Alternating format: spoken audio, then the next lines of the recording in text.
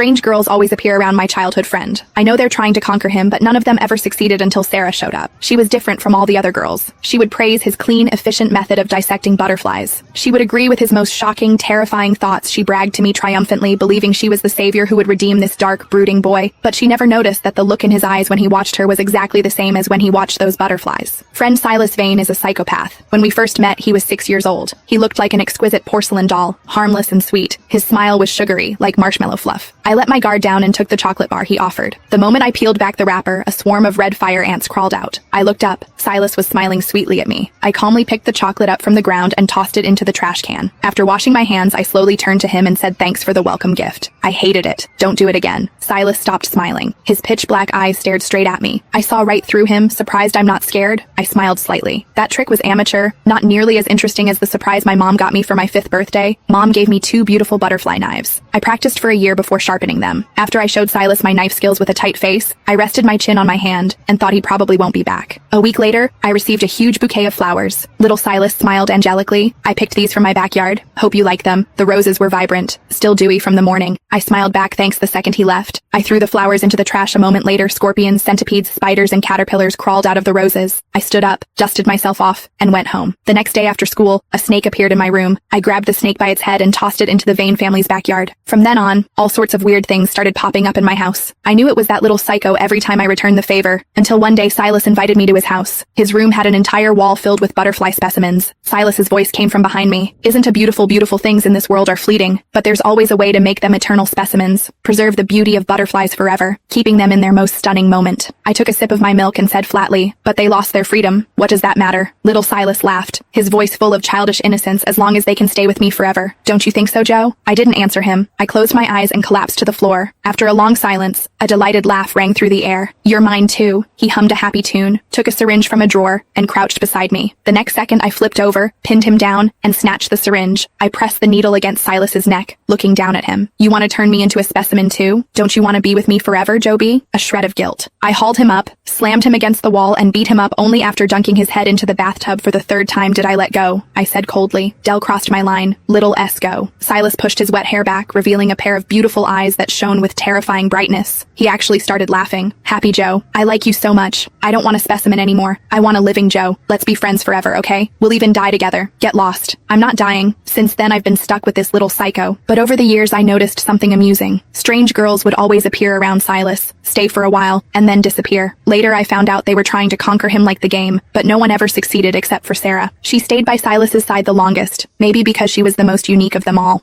That day I walked past the flower bed and